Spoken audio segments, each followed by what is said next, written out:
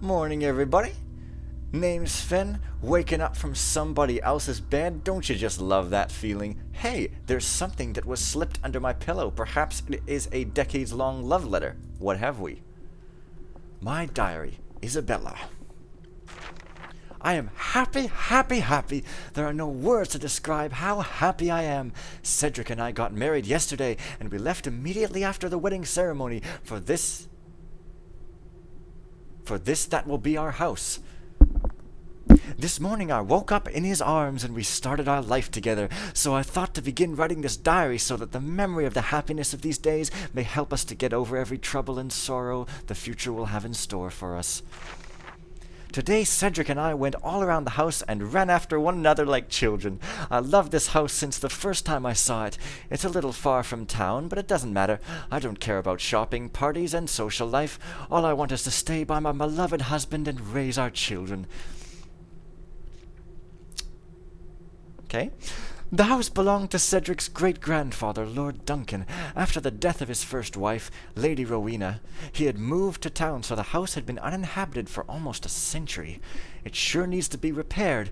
We want to have all the comforts, but we don't want to lose its romance. It looks just a little gloomy, but it won't be like that anymore when our children will fill it up with their voices and their games. There are 2 master bedrooms here, but we have no intention of sleeping in separate beds, so we'll take the one that was Lord Duncan's room. It has light colors, and it's the brighter one. Perhaps that's the reason it is called the White Room.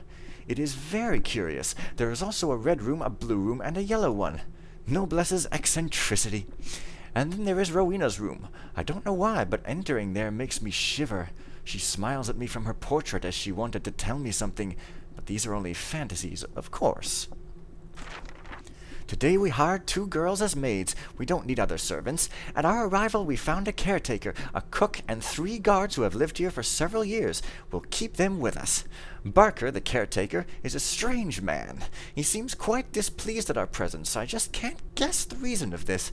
Beside these people, we have Renie as an administrator. Renie is more a friend than an employee. He and Cedric grew up together. We assigned him a room on the ground floor.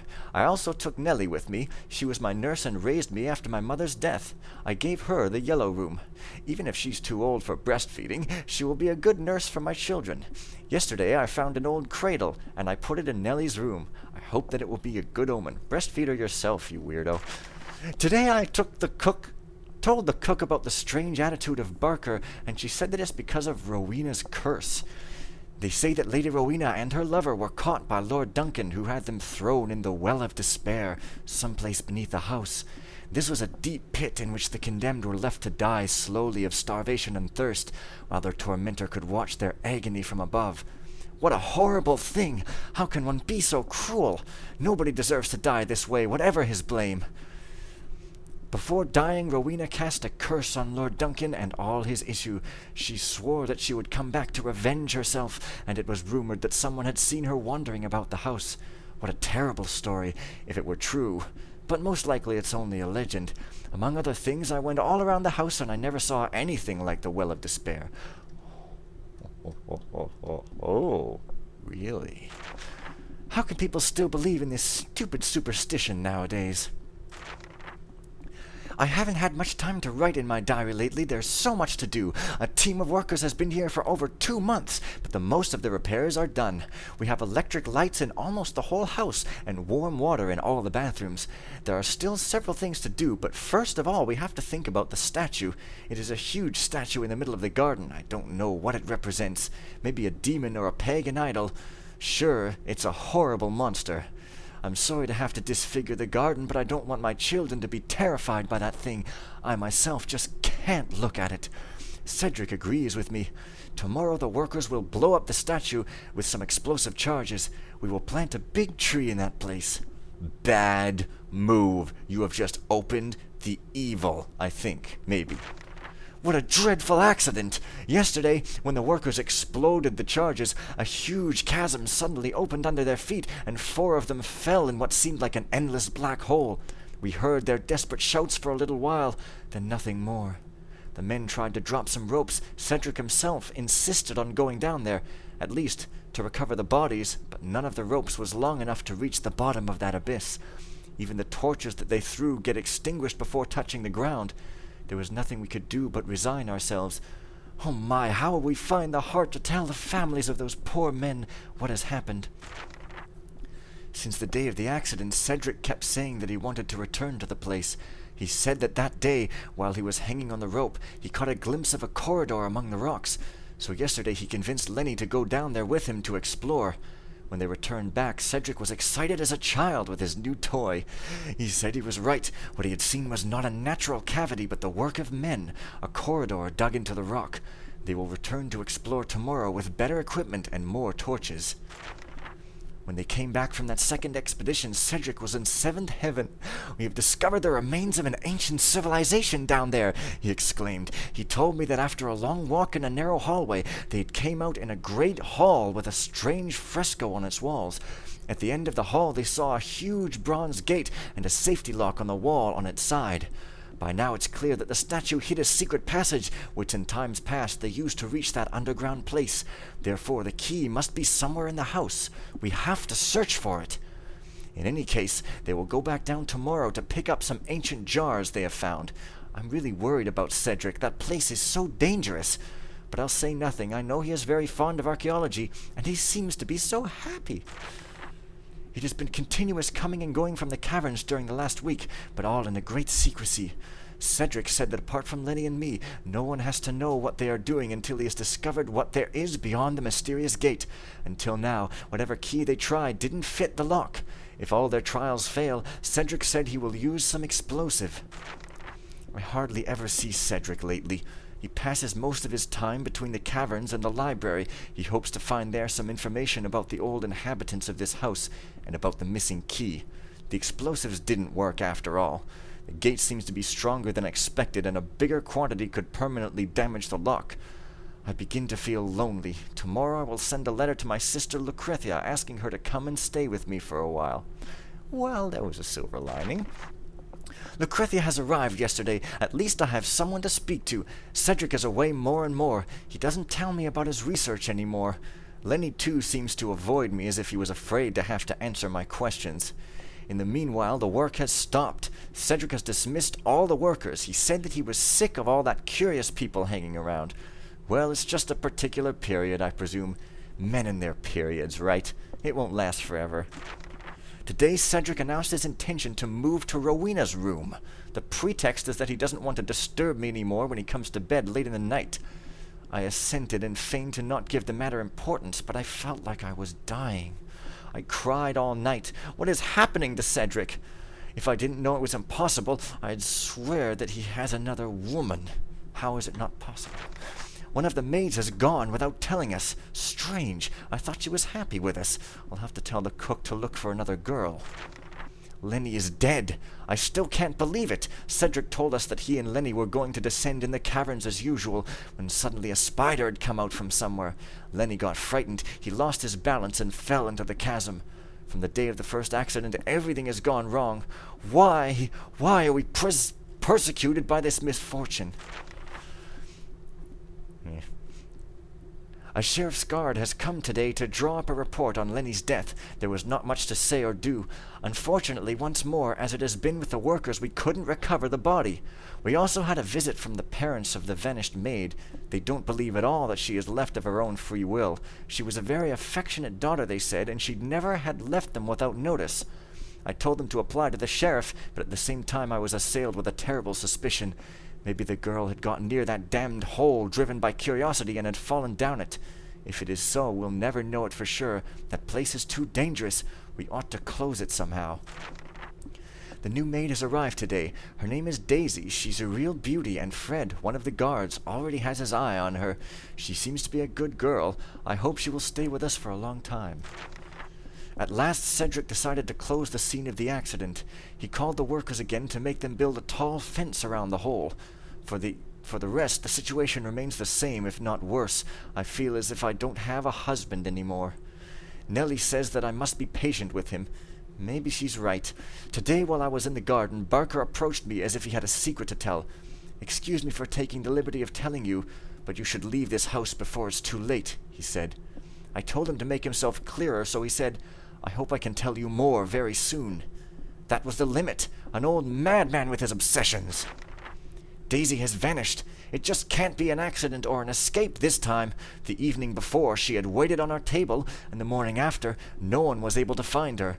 Fred is desperate. He and Daisy were already talking about marriage.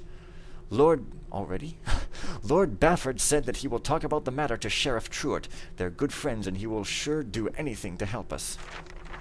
Sheriff Truitt sent a group of his guards headed by Lieutenant Wilson. It seems to me to have the house invaded by an army. They're everywhere. We had to lodge them in the old barracks. Unfortunately, we didn't get them repaired yet, so the place is really uncomfortable.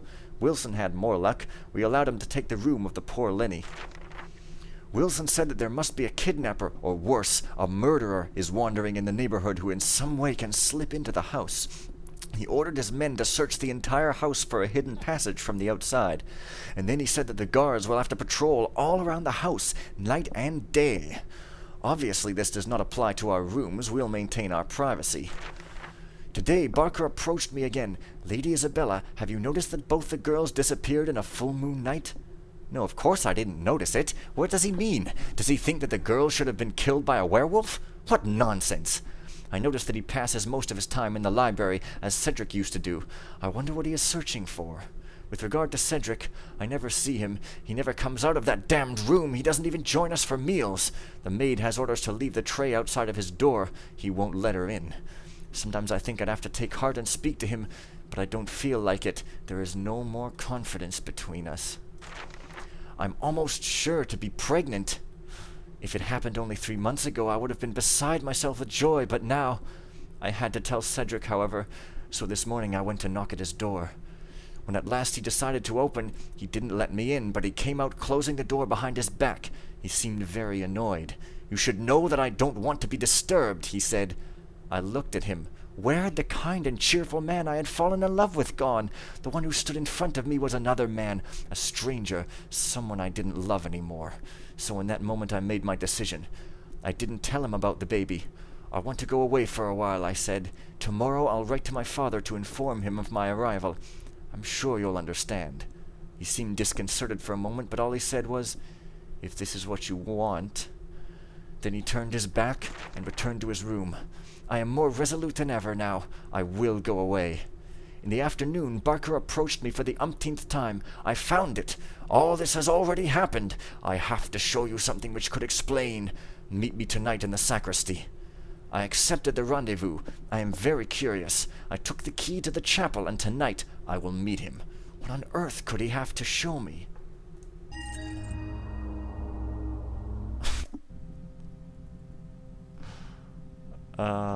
Okay.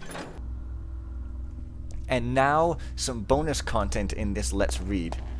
You know, I'm cool with reading stuff. I'm not going to say, "Oh God," anymore, but I am going to comment that was extremely long. Oh, did I miss something here? Well, I don't know, but I've got a chapel key, so I guess I can try going to the grounds. I can go down to the basement, I suppose. And, yeah, I'm afraid I'm completely burnt out on things to say from reading that. And not to mention, I was just writing and recording some rap music, which is a fairly, like, a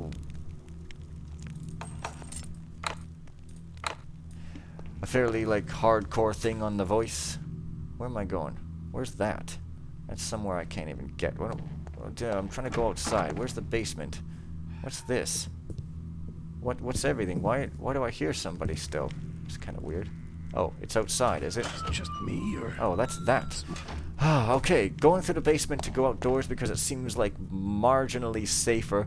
So, yes.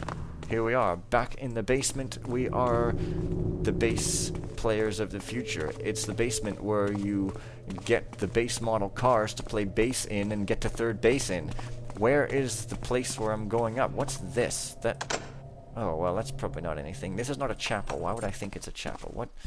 No, this is what? This is the kitchen. No, I'm looking for a passage that takes me outside, and it's not...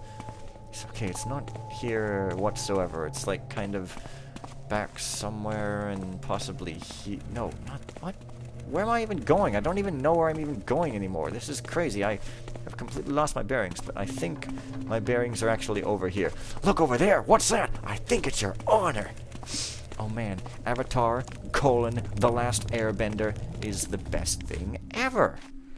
If you disagree, then I will vehemently say that is totally cool. So, what's that? I think that this is clearly the way that I wish to go during the remaining time. Come on. Time in this LP here. And, if those guys come over here, I'll just try to rush out here without being seen. Okay, so, yes, now it's all coming back to me. I remember this. The sacristy seems to be, like, over that way. If I'm reading this correctly, let's see here. There's the... Or no, there's the library. The sacristy is directly above me for some reason, but the chapel is some other place. So, I guess I'll wait for that guy, and I don't know why there's two doors here. Possibly this one leads to some kind of different place, and I already hear another dude coming. And oh, yes, I remember this. Speak up. Oh, crap. Who's there? Get over here. It's not dark enough, damn it! Oh, damn you. Damn you. But then there's this guy looking right at me there, isn't he? Isn't he? Did you catch that? I didn't catch a damn thing, so stum. But, oh, the chapel.